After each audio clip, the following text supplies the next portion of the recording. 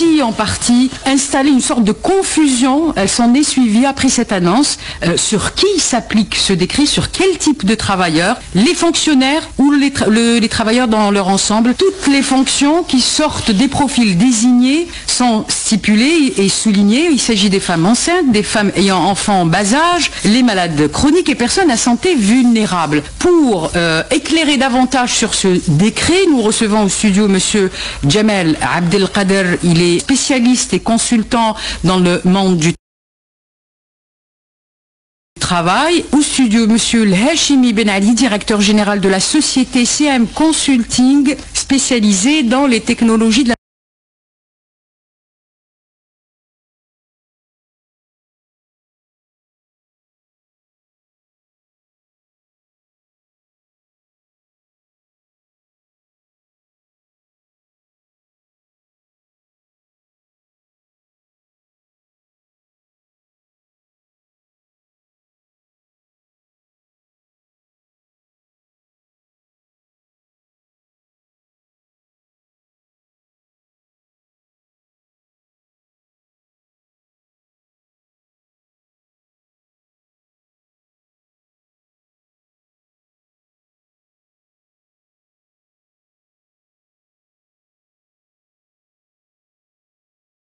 application. Je crois qu'en l'espèce, l'État s'est comporté comme l'État employeur, pas l'État comme prescripteur. L'État employeur décide des règles qu'il veut bien voir appliquées au niveau du monde de l'entreprise. J'ai l'habitude aussi de dire à mes amis de l'entreprise, voilà une occasion qui vous est offerte à l'effet de vous mettre ensemble, c'est-à-dire représentation des salariés aux salariés tout court avec les employeurs, à l'effet de trouver les formules les plus adaptées à chaque situation. Parce qu'il y a des situations plurielles, diversifiées, et par conséquent, l'État a été très pédagogue. Il n'a pas voulu interférer dans la sphère économique en disant, vous êtes dans la sphère économique, réfléchissez chaque entreprise à l'intérieur en fonction des spécificités, en fonction de sa situation financière aussi. D'où ma question, toute la concentration a été faite et donnée au monde du fonctionnariat.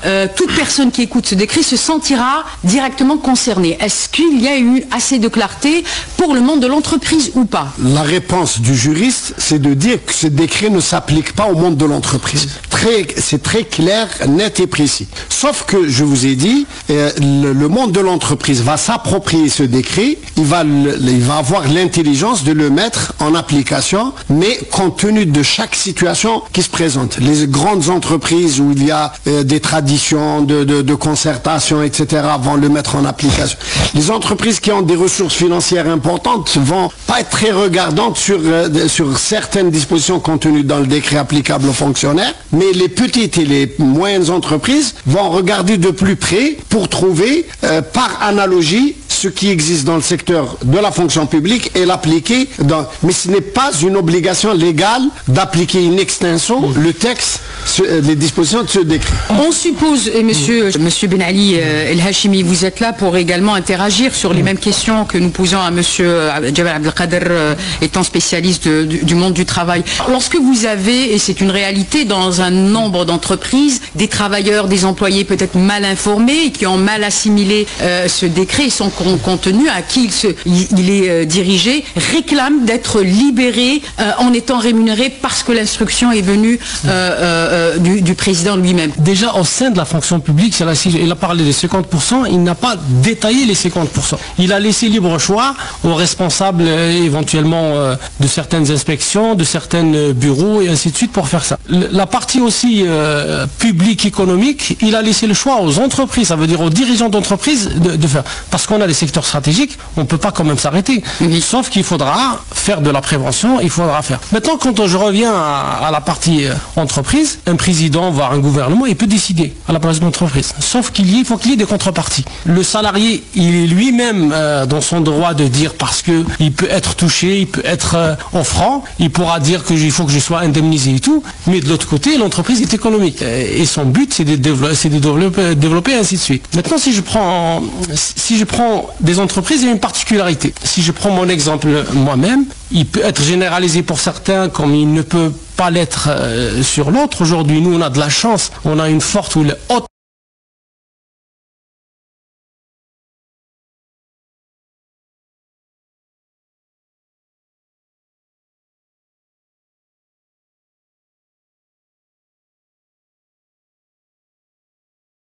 entreprises et leurs activités internes peuvent destiner certains métiers, certaines professions au télétravail. Moi, je pense que c'est impossible de mettre le télétravail partout. Prends un exemple assez simple. Vous prenez une minoterie qui va produire de la semoule, de la farine pour que les gens puissent donc manger. Les entreprises de production, c'est impossible. On peut avoir une catégorie dans ces entreprises-là qui peuvent aussi être en télétravail. Peut-être réaménager les équipes. Exactement. Il y a une catégorie de cadres qui peuvent aussi l'être, mais il faudra aussi que l'entreprise soit digitalisée. Parce que si l'entreprise n'était pas digitalisée, on peut rien faire. Ça veut dire que les cadres ne peuvent pas intervenir à distance, ne peuvent pas ceci, ne peuvent pas... Pour revenir, je rebondis sur une idée formulée par El Hachmi qui est très juste. En réalité, je n'ai pas terminé mon propos tout à l'heure pour dire que le décret qui est d'application de la fonction publique, l'État n'a pas ignoré le secteur économique. Je ne pense pas, j'ai la faiblesse de croire qu'aussi bien le ministre du Travail que les autres départements ministériels savaient que ce décret, le champ d'application a été limité. Mais s'ils n'ont pas étendu au secteur économique,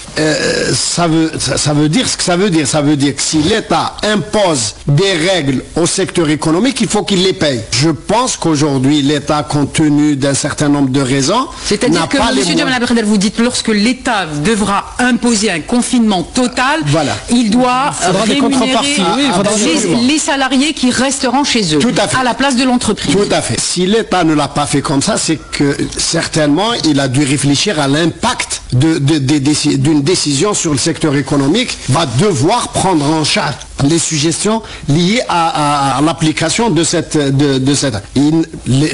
ailleurs à l'étranger, un certain nombre de pays ont mis sur la table des milliards d'euros, de dollars, etc. pour imposer les conséquences d'un confinement total. Oui. Aujourd'hui en Algérie, on connaît la situation financière du pays, la raréfaction des ressources liées essentiellement au pétrole, etc. En mesure de... Donc, je pense que l'État a voulu faire de la pédagogie en disant aux entreprises, chacun d'entre vous réfléchit l'applicabilité de ce décret en fonction de votre situation réelle, effective. El Hachimi, vous êtes dans le monde de l'entrepreneuriat également, dans les services.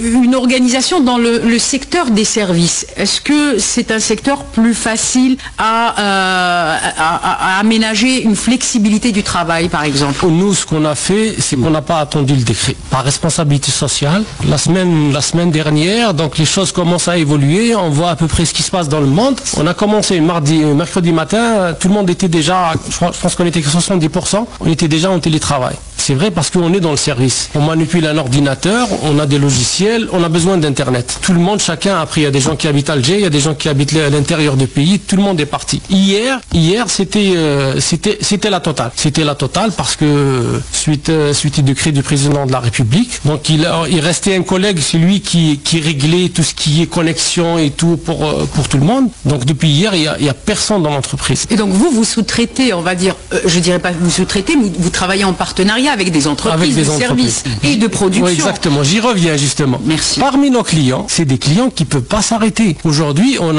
a des clients qui ont une activité économique, certes, mais qui a une vocation publique. Et aujourd'hui, j'ai des distributeurs pharmaceutiques. J'en ai une quinzaine. Si eux, ils s'arrêtent, et moi, je ne leur donne pas de service, le citoyen lambda n'aura pas un médicament sur le marché, voire des producteurs de médicaments. Donc c'est pour ça que le décret présidentiel... Oui, l'incidence économique et sur la production et les services, ça va de pair. Exactement.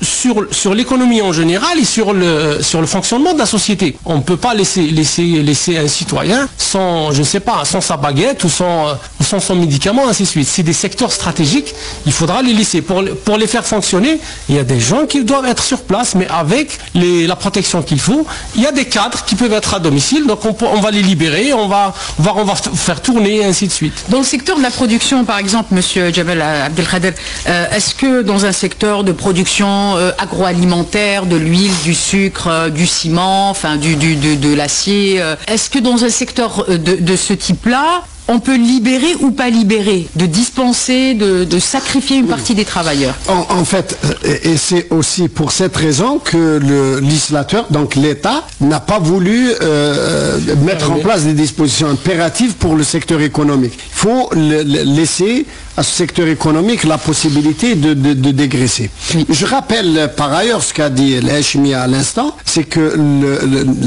l'entreprise a une responsabilité à la fois juridique et sociale, sociétale même à l'égard de la société, à l'effet de préserver l'intégrité physique et morale des salariés.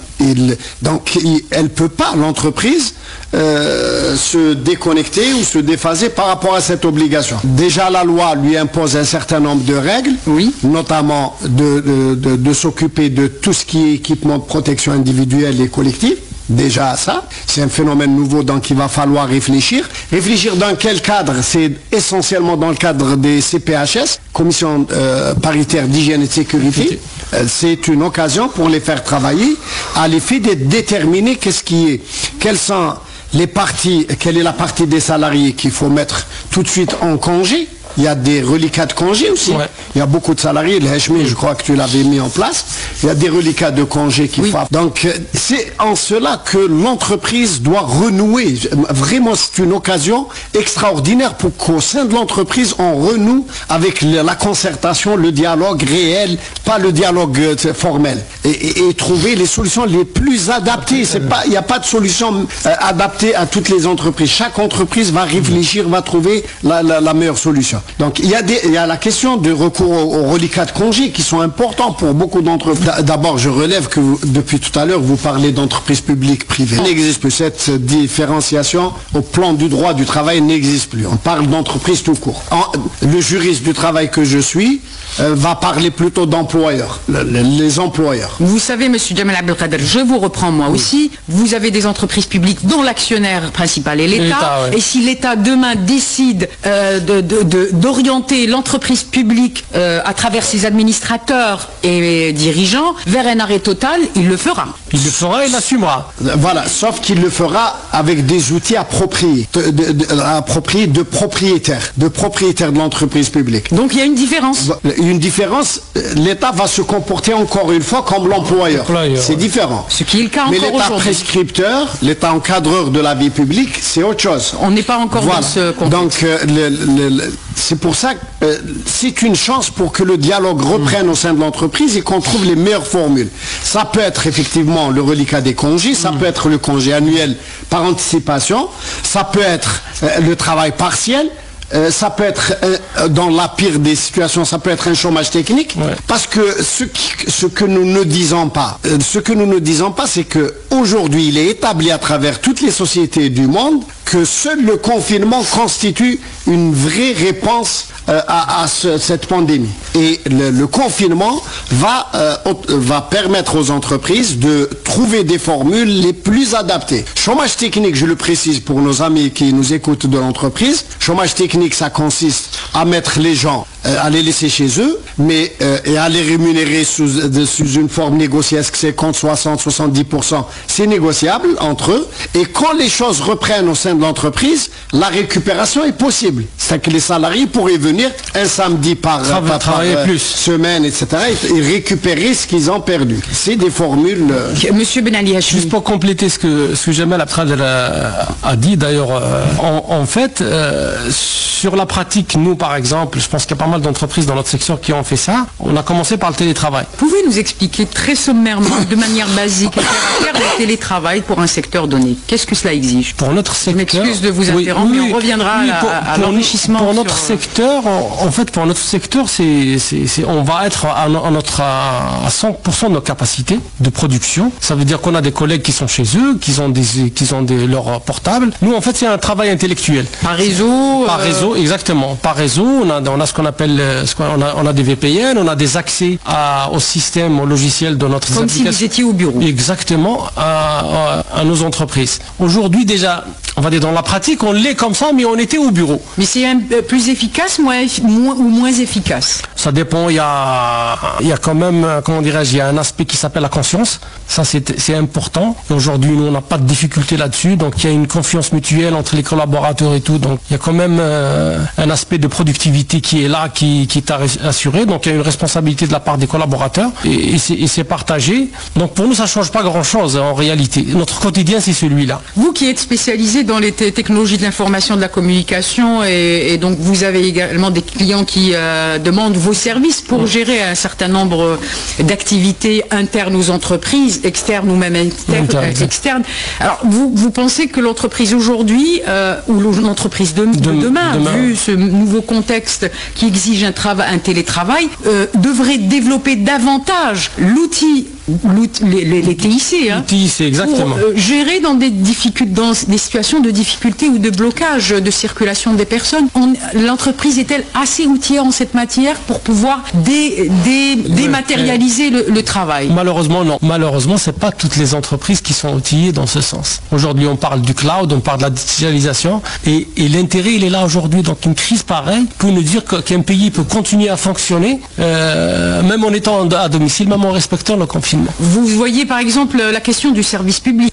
Alors, le service public, aujourd'hui, s'il y a un confinement, nous, à partir de chez nous, peut-on payer l'électricité, peut-on payer le gaz, peut-on payer le téléphone, peut-on faire une commande de ses courses, peut-on commander un médicament? Enfin, voilà. Est-ce qu'on a... C'est une grosse fragilité? Exactement. C'est vraiment la même chose. Ça veut dire, si on était, on va dire, digitalisé depuis le début, aujourd'hui, qu'est-ce qu'on a comme administration digitalisée? On a la justice, et Dieu merci, on arrive à faire des choses aujourd'hui. J'arrive à faire un casier judiciaire à distance, et Dieu merci. On commence à faire au niveau des communes et je crois que c'est le permis de conduire, ainsi de suite. Mais on n'a pas encore les accès de l'extérieur. Il faudra toujours y aller pour avoir votre document. Mais dans les pays aujourd'hui où le e-government est très, très développé, les gens font les choses de chez eux. Parce que nous n'avons pas les moyens, parce que les entreprises sont frileuses, parce qu'il y a un manque de confiance. Alors, où se situe le problème? Moi, je pense qu'il y a une volonté à un certain moment.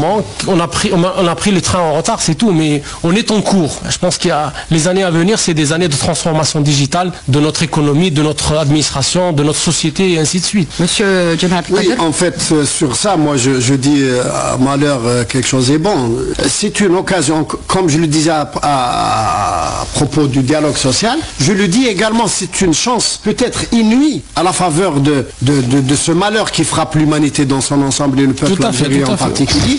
C'est une chance pour nous saisir justement tous les outils modernes qu'offre l'INTIC, une juste utilisation des nouvelles technologies, pour précisément mettre ce pays au diapason de ce qui se passe de mieux. On aurait eu moins de pertes, par exemple économiques. Indiscutablement, en dehors des secteurs qu'a cité le Hachmi tout à l'heure, qui se rapportent à la production et à ceux qui font de la production, le reste, c'est une chance inouïe de pouvoir, chaque secteur, chaque département ministériel doit amener la discussion sur ces nouvelles technologies. On ne peut pas continuer. Juste une précision. On le voit dans les pays développés, et nous, on n'est pas... Dans notre expérience aujourd'hui en Algérie, on avait de la chance en même temps de participer à une digitalisation d'un hôpital ou deux. Un grand hôpital à Oran et un hôpital privé à Tizi Ouzou. Et malheureusement, ce projet-là, il devait être généralisé à l'Algérie, il n'a pas été. Aujourd'hui, en France, en Italie et en Espagne, voire en Chine et tout, on fait de la télémédecine. Ça veut dire on fait de la télé, un médecin qui est à distance, qui va vous faire le diagnostic avant, et ça règle un grand problème de propagation de ce fléau. Je regardais avant de venir ici, en Corée du Sud, quand on vous reçoit à l'hôpital, il n'y a aucun contact physique entre celui qui est le laboratoire qui fait les analyses, etc. Vous êtes tenu à distance et c'est des machines qui viennent vers vous. C'est une occasion pour que les départements ministériels tous ensemble remettent de la modernisation. Parce que quand on parle de modernisation dans la fonction publique, par exemple, dans les entreprises, ils pensent qu'il faut avoir des laptops, des ordinateurs. Ce n'est pas ça. C'est une autre façon de gérer au niveau de l'entreprise. C'est une rupture avec le passé, On peut aujourd'hui, j'ai reçu tout à l'heure sur mon téléphone la possibilité de payer son gaz, de payer d'être payé sans me déplacer. Pourquoi on a mis tant de temps?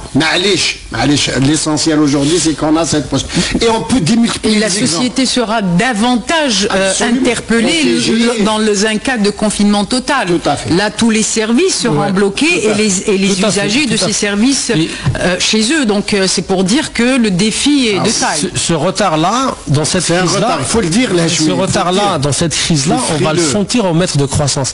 C'est pas que je suis frileux, c'est une réalité qu'on vit.